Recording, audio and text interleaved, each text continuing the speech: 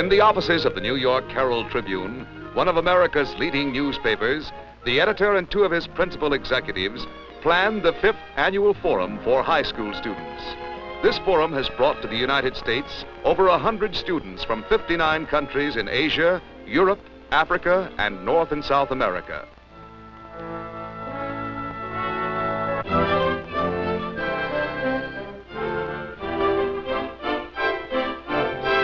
This year, the forum has invited 25 young people from the Middle East and from Southeast Asia. Each delegate was chosen through a competition held by the Ministry of Education in his own country, based on an essay entitled, "The World We Want." Delegates came to the United States from Burma, Ceylon, India, Nepal, Pakistan, Indochina, Indonesia, Malaya, Philippines, Thailand, Egypt, Iran, Iraq, Israel, Lebanon, and Syria. In New York, the young delegates board a transport plane for Dallas in the state of Texas. They will be piloted by members of a civilian flying organization. Later, they will visit the Tennessee Valley Authority, the Capitol at Washington, and then will be guests of American families and schools. The visitors' round-trip passage to America was provided free by Trans World Airlines and Pan American World Airways.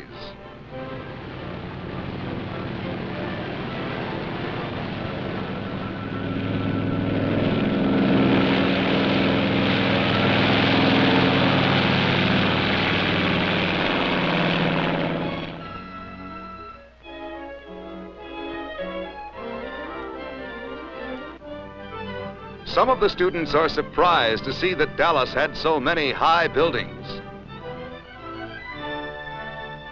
Starting an active day in Dallas, the visitors are on their way to see the offices of the Dallas Morning News. The newspaper's motto emphasizes its faith in truth, fairness, and integrity, and acknowledges the right of the people to get from a newspaper both sides of every important question. The delegates are interested in seeing the editorial department of a large American newspaper.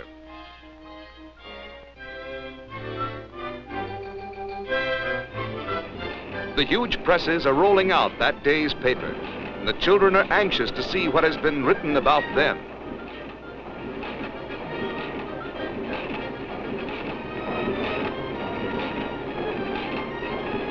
They're delighted to find their pictures on the front page. Their next visit is to the Adamson High School. In the school's biological laboratory, they join a microscope class.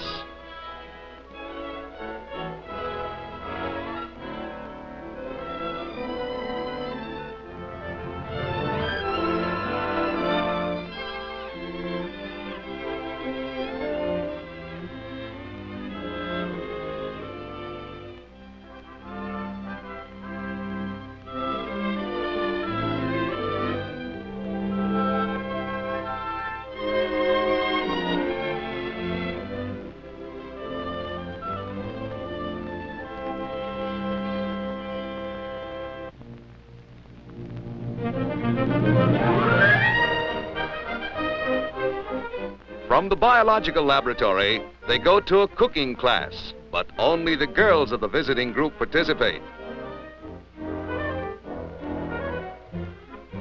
Nadira Aziz from Pakistan joins in with other girls and proceeds to mix a cake American style. This activity whets their appetites for lunch. American students who usually eat at home take their guests to a popular restaurant where they meet Roy Rogers, a Hollywood cowboy actor. That evening, the young forum delegates visit Dallas' famous Theater 50, one of the newest of America's experimental theaters, and one which has revived the ancient form in which the audience surrounds the stage.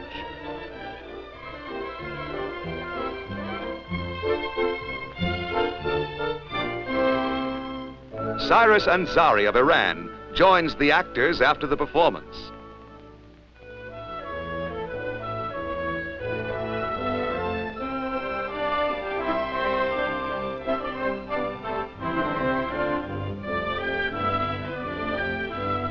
then Yadna Neme from Burma imitates one of the actors to the delight of the cast.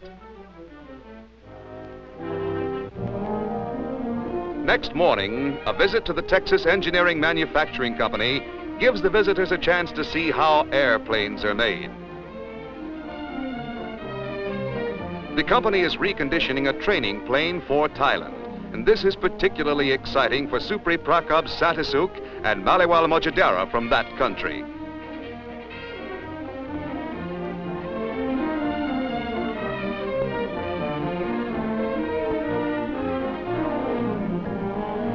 At nearby Fort Worth, Texas, they visit a large military air base. General C.T. Irvine of the United States Air Force welcomes the delegates. Using a globe, they show the general their own countries. Also in Fort Worth, they're taken to see some new long-range bombers.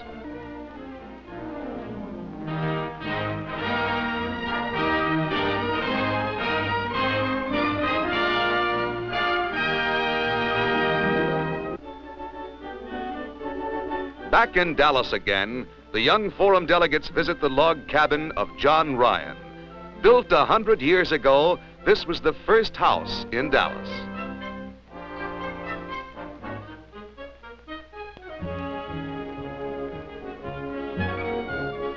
Vuhi Kim of Indochina and Tarani Pradhan of Nepal interview one of the city's police officers.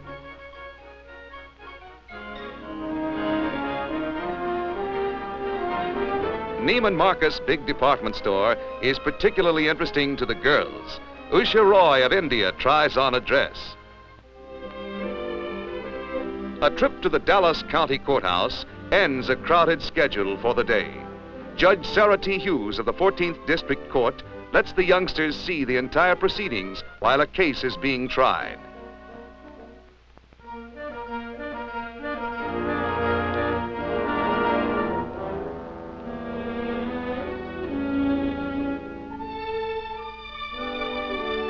They meet Wallace Savage, mayor of Dallas, and are given certificates of honorary citizenship in the city.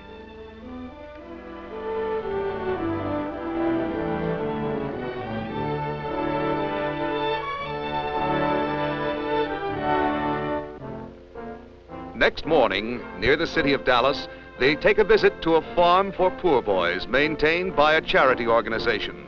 They're glad to see something besides city life.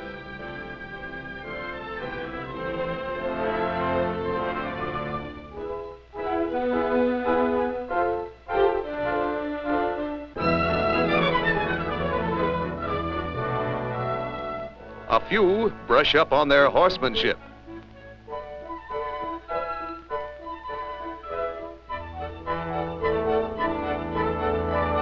A boxing match is scheduled in the farm's new gymnasium.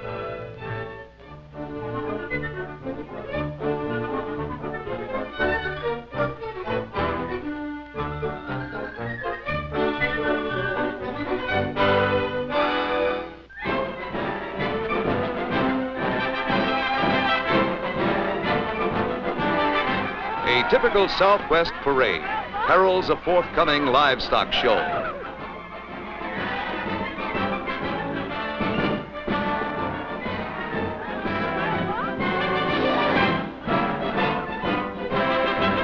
But the young travelers cannot wait. They're scheduled to fly to the Tennessee Valley Authority. Before landing, they get a good view of the huge dam at Chickamauga.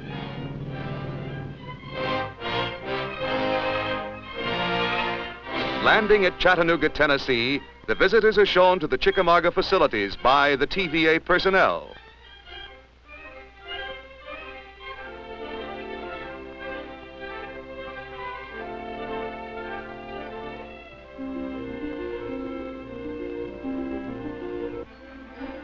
Officials show them how electrical loads are balanced for the various dams of the system. A bus ride takes them to the Watts Bar Dam of the TVA system.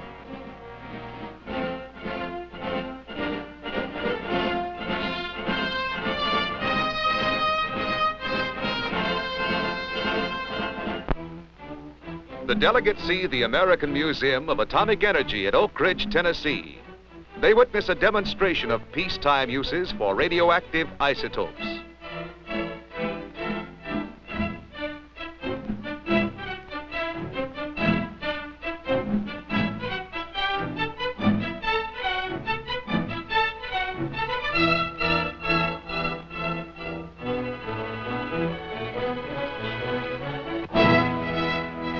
They also see the Great Norris Dam, which produces 100,000 kilowatts of power.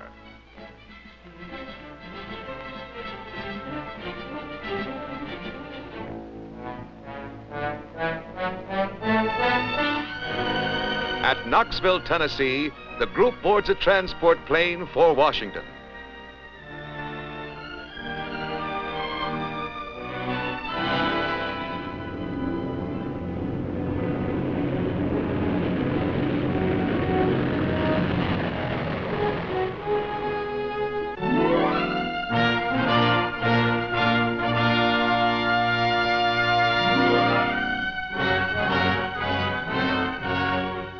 There is much to see in Washington, too much perhaps for the short time that the group will stay here.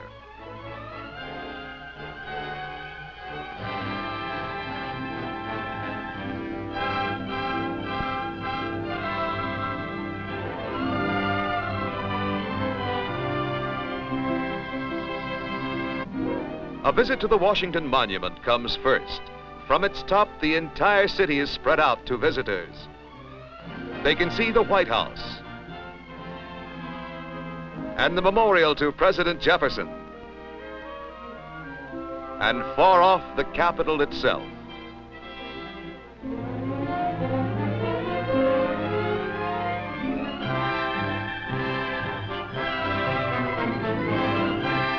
A group goes to look at the impressive statue of Abraham Lincoln.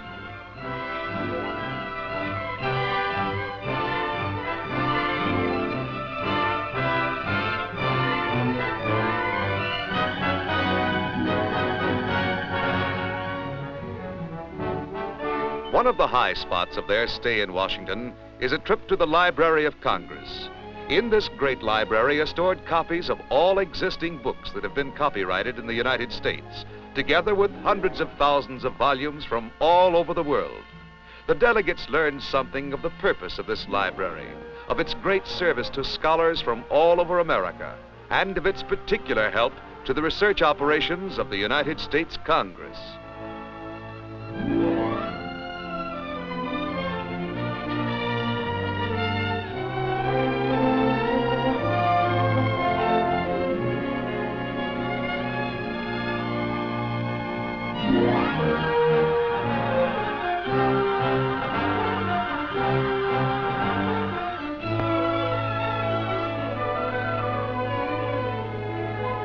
Assistant Secretary of State George Cruz McGee entertains the delegation at his home. He remarks, I understand that the students have been to New York, to Dallas, Texas, and to the Tennessee Valley Authority, and they are now finishing their trip here in Washington, our capital city. This afternoon they visited all of the embassies of their respective countries, and we're very glad indeed that we can see them here this evening. We're going to ask Nadira Aziz, who's a student from Pakistan, tell us just briefly her impressions of her visit. Nadira? I'd like to tell you what impressed me most when I came to the United States on my first visit to this country. As soon as I landed, there was a nice family waiting to receive me. Mother and Pop, as I learned to call them, and old Mike, a mischievous little boy who was constantly putting curses on my slippers and causing them to vanish, and who would wake me up every morning by pulling the bed covers off me, and with whom I would have a really fine time doing mischief around the house, and little Janet, who was a little less than my age. Well, I must say that the American family was such a joyous thing altogether that I wondered if the whole of America could be like this. Leaving Washington, the group flies to New York, where its members will visit American families and schools. This is Larchmont, near New York City, typical of the communities visited.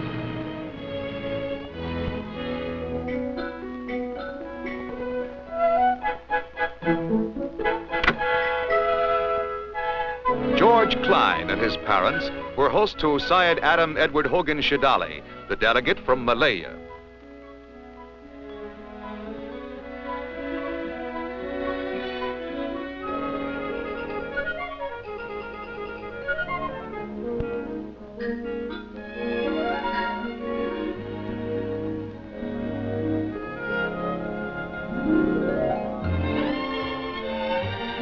And here in Woodmere, another suburb of New York City, Emma Garcia from the Philippines is with her young American hostess, Rhoda Brenner.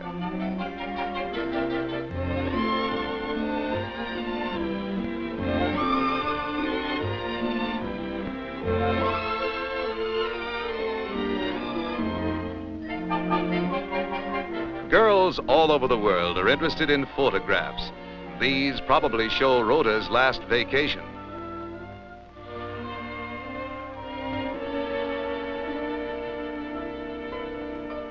Yadna Name from Burma plays with Peggy Scott in a nearby New Jersey town.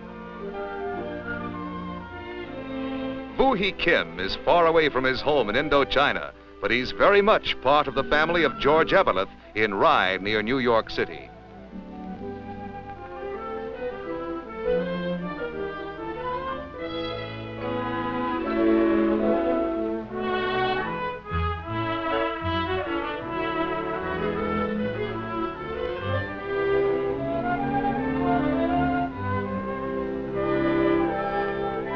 In the town of Tenafly, New Jersey, Mahin Pishdad of Iran shows Sophie Seal that she's just as good at picture puzzles as any New Jersey girl.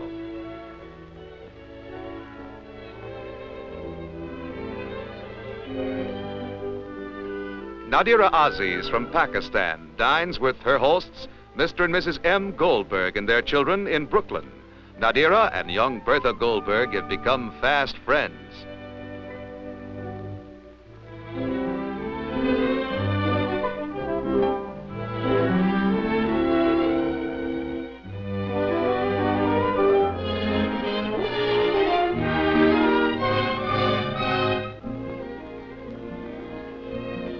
Susilo Sardadi of Indonesia and Jim Burnham, his host, have a look at the Rutherford, New Jersey Fire Department.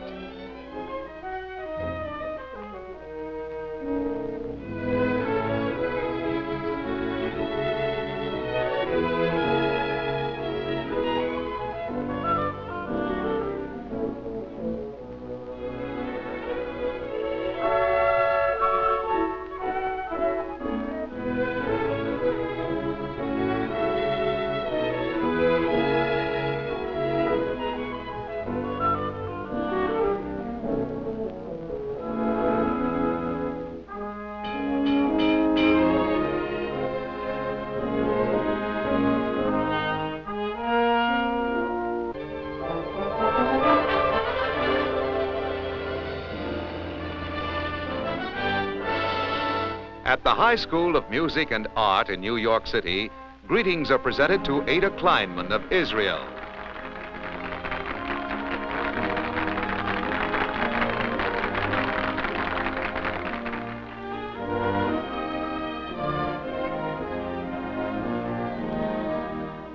The Lebanese delegate, Latifi Saad, attends art school with her young American hostess, Joan Fournier.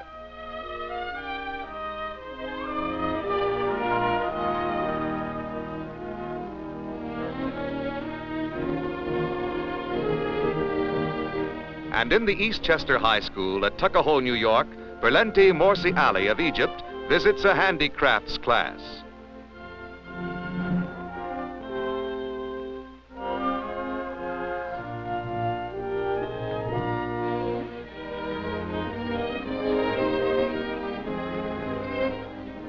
Avigdor Ziv of Israel interests the students of the Stuyvesant High School in Brooklyn.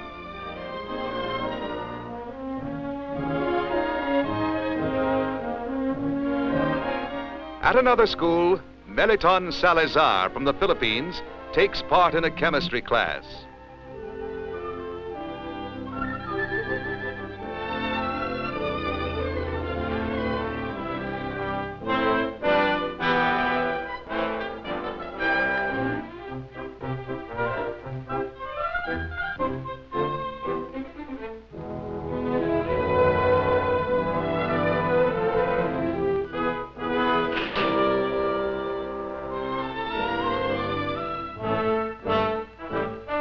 The delegates from India and Nepal, Balakrishna Nair and Tarani Prasad Pradhan, are introduced to a music class at the New Rochelle High School.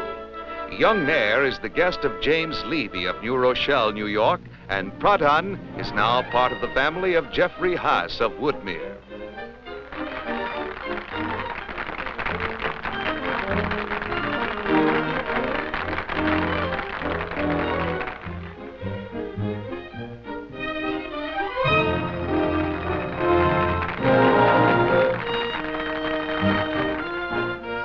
An advanced student in the radio department gives them a thorough explanation of some work in progress.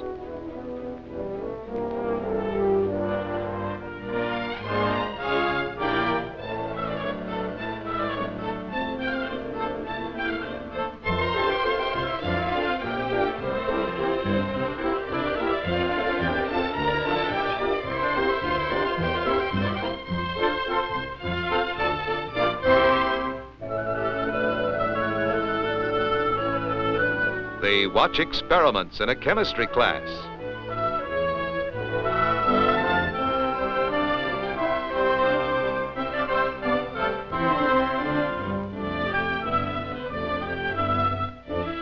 Both delegates and their young hosts sample the food at a cafeteria typical of those in large high schools.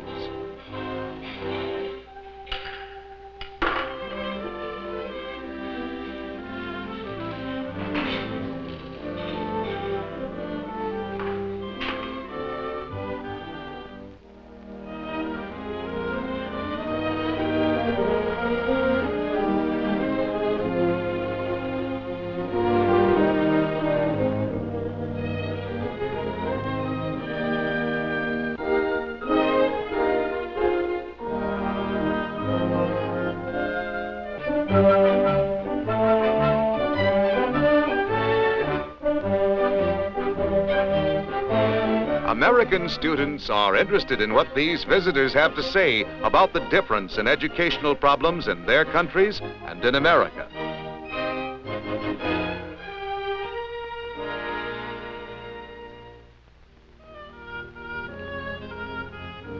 The young delegates take part in a meeting of the school council. This particular school has rather elaborate equipment with a microphone for each council member so that the audience can hear the deliberations.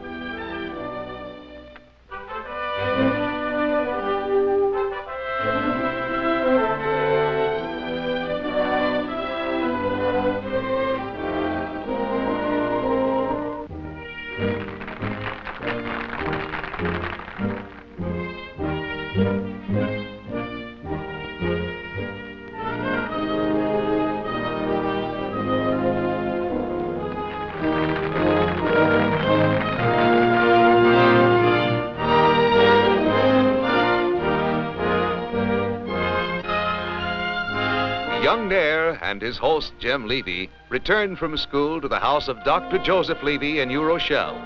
They've had a hard day, and it'll be fun to rest for a while.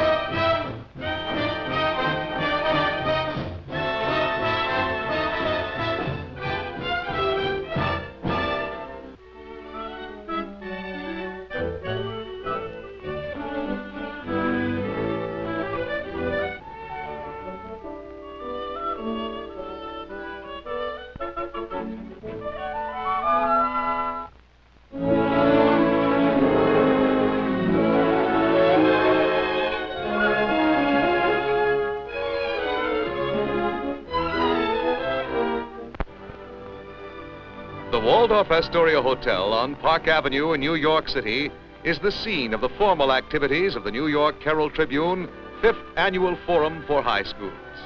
2,000 American students are here to welcome the delegates from the Middle East and Southeast Asia.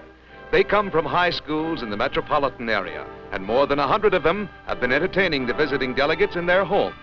Also present are high United Nations and American government officials and other notables. The visiting students are introduced by Mrs. Helen Hyatt Waller, Forum Director for the Herald Tribune. First is Yatna Name of Memo, Burma. Then Richard Toon Yoon, also from Memo. This is Chittaranjan Amara Singh from Colombo, capital of Ceylon. And Berlanti Morsi Ali of Egypt. Berlanta is active in painting and ballet.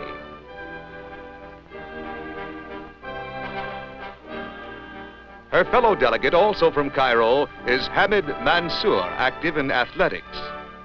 Usha Roy comes from Lucknow in the upper provinces of India, where she attended the Lal Bagh Higher Secondary School. P. Balakrishnan Nair is the other Indian delegate.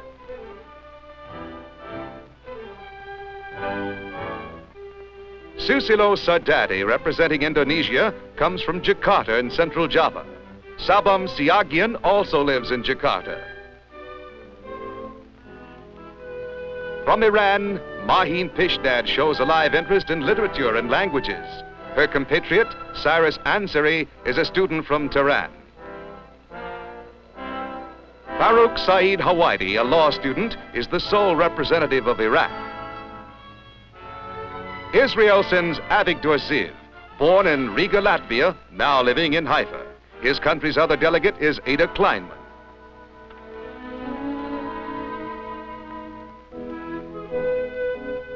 The Lebanese delegate, Latifi Saad, has set her heart on becoming a trained nurse.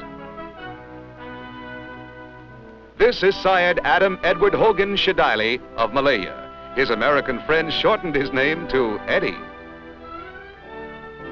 Tarani Prasad Pradhan represents the independent state of Nepal on the northeastern frontier of India. Nadira Aziz and Jahangir Mirza are delegates from the new state of Pakistan. Emma Garcia and Melatan Salazar come from the Philippines. Syria sends Abdul Kader Shikshakli, a science student. Maliwal Mojadera comes from Thailand.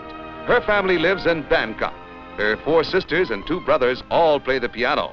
Maliwal hopes to become a concert pianist. Also from Bangkok, Supri Prekop Santisu. Hu Hee Kim from Hanoi, one of Indochina's leading cities.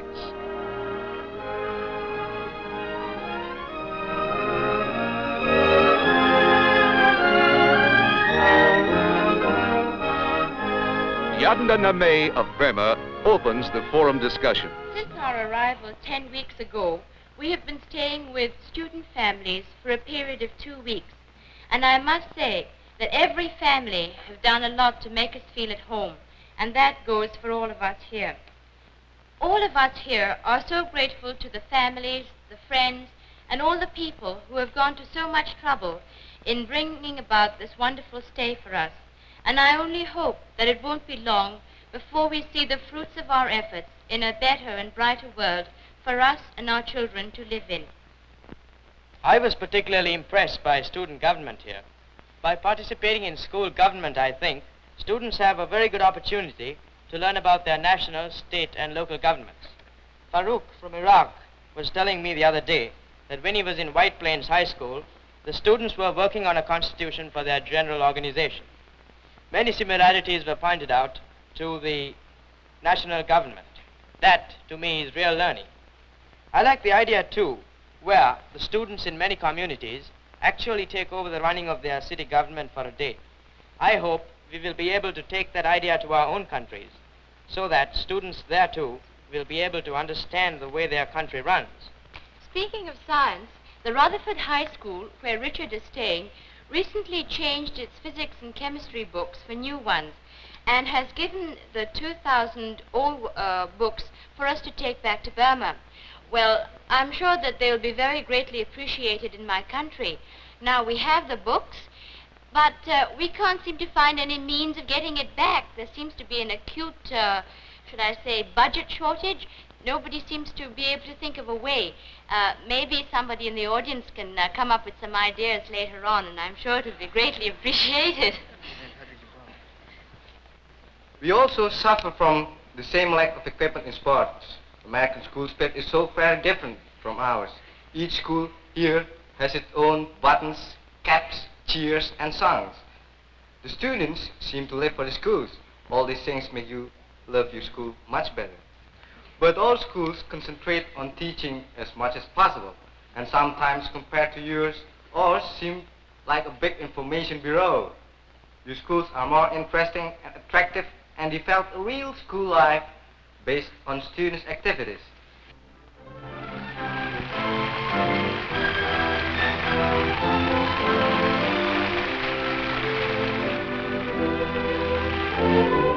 Mrs. Waller introduces Ralph Bunch of the United Nations Trusteeship Division. Mr. Bunch has been awarded the Nobel Peace Prize for his outstanding work in Palestine. Mrs. Waller, friends, it is a great privilege to stand before this inspiring audience, and indeed, I may add, it is a great privilege to be on the same platform with my friend General Romulo, whom I consider one of the great peacemakers of our day.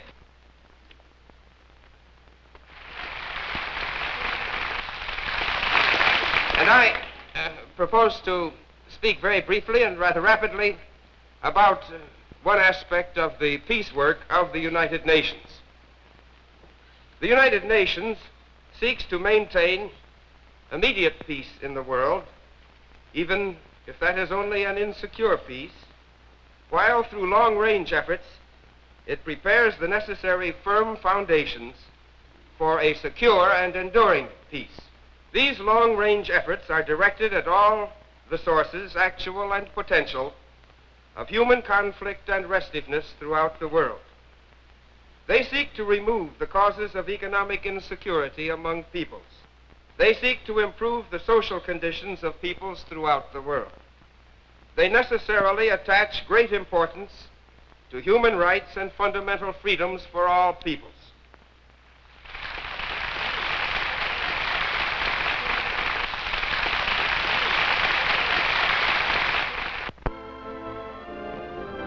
The forum takes up world affairs under the heading, The World We Want. President of the New York City General Organization is Harriet Hirsch, United States Representative. Our ideals of world federation, universal religion, and dreams of world peace never mentioned the state of the world now.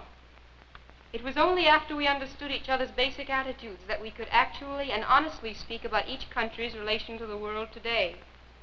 It is no longer possible to exist apart from the rest of the world. America is not self-sufficient. The reason why we must help the nations of the East is that we need them. The world is too small and they are too large for us to do otherwise. Associating with these students has helped me see this. That's right. The other day, I was talking to Sil from Indonesia, and he said, and he couldn't understand some of the laws America has. American propaganda tells us that the United States is the most democratic country in the world, and that Russia is just the opposite. But he asked me, why can an American who is a communist, not work in the government? We are protecting ourselves from this. Communists have the right to vote here. We invite change, but not revolution. Discussing the color situation, Mr. Nair says, in India, the federal government has outlawed untouchability. So I think we are a step ahead of you in the legal aspects of the problem. These principles are stated in our Bill of Rights. Every American has the right to have his opinion represented. Naturally, we must try to show the advocates of white supremacy why they are wrong, but we cannot force them to do anything. We have plans to develop our resources and deserts, by research, by irrigation, and by improving transportation. But first of all, we need peace. War brings us only destruction and disaster.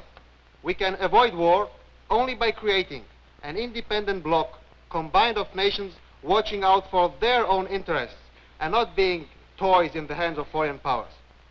The Middle East could produce enough to support a much bigger population than it has today if we could only get a good program started to develop our natural resources. In less than 5 years, 550 million people have won their freedom. When has anything so vast or so world-shaking happened in history in so short a space of time before? Resignation is no longer the prevailing attitude of the East. Hundreds of millions of people have come awake. They are conscious of their new freedom and of the power of their numbers. The East has its own ideals too, the ideals of peace among people. All the Eastern nations must be strengthened together. We need machinery and technicians, and the United States alone of all the great nations can help. Never before have the world's people been so concerned over peace. There is only one way to get it. Understand each other. Understand by traveling to other countries, by education, by knowledge. Don't think of yourself only, there is a whole world to know. You know, Mel, the only federation I'd ever heard of before I left home was the Federation of Malaya. When I got to America, I was surprised to see that so many Americans are interested in this prospect of a world federation. I was most impressed in this regard when we were in Washington and heard witnesses before a subcommittee of the Senate Foreign Relations Committee discuss the formation of a world government. Yours, I believe, is the first government to approach this problem with the intention of doing something about it. If you Americans will take the initiative in this, I assure you, we will forget all the criticisms we have made here and will cooperate wholeheartedly with American leadership in this field. Mrs. Wallow next introduces Senator Brian McMahon, chairman of the Joint Congressional Committee of Atomic Energy.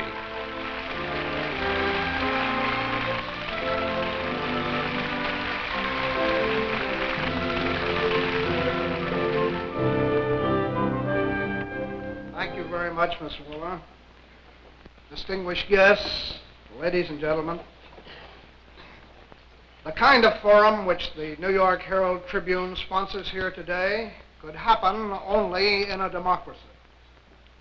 This distinguished audience has convened of its own free will and not at the command of any government officer exercising arbitrary power. No official propagandist in charge of spontaneous demonstrations has commanded you to come. If you had stayed home, you would not have run the risk of losing your place or forfeiting state-issued ration cards essential to your existence. You may applaud or not, just as you choose. You may leave here saying what you please, agreeing or disagreeing with the speaker. By the same token, no one has told me what to say. There is no official propaganda line which I must follow on pain of my life. No censor wielding a red pencil has passed upon this manuscript before me. The New York Herald Tribune, if it should see fit to print my remarks, will suffer no official penalty on that account. Others who may read the Herald Tribune when it is printed will not be subject to seizure and imprisonment at forced labor for possessing forbidden literature. Now here is freedom in action. We take it for granted. It has become as much a part of our landscape as the skyscrapers of New York City.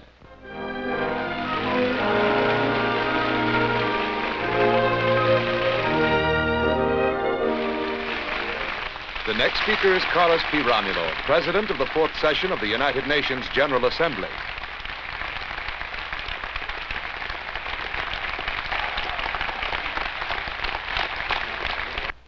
What a picture for the world to see, what we saw here today. You heard this pretty Pakistan girl here speaking what is known as the King's English.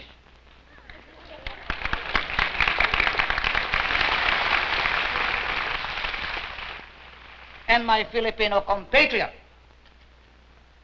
I foresee, will take my place in the United Nations someday.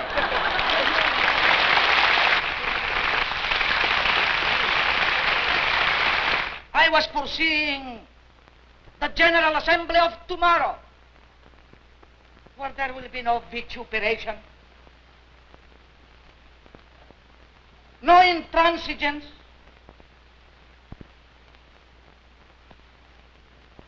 no insolence.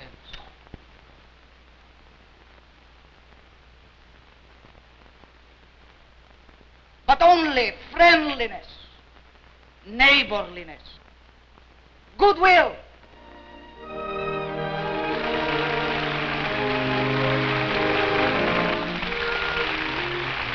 Nadira Aziz of Pakistan makes the closing speech. And blueprint for world peace. A world in which everyone tries to understand the other, to see what makes him what he is. When he finds out, he invariably finds that the other is a lovable person with all his little faults. That is what I feel about Uncle Sam, a really lovable person, honest and sincere with all his little faults. There he is, Uncle Sam, a broad-faced, medium-sized fella, rather prosperous looking, rather broad about the waistline. His broad grin as he enjoys heartily his own jokes, his amiable wink as if he's letting you in the know about something profound which no one else knows. I know what he means. Thank you, Uncle Sam. You have let me see America.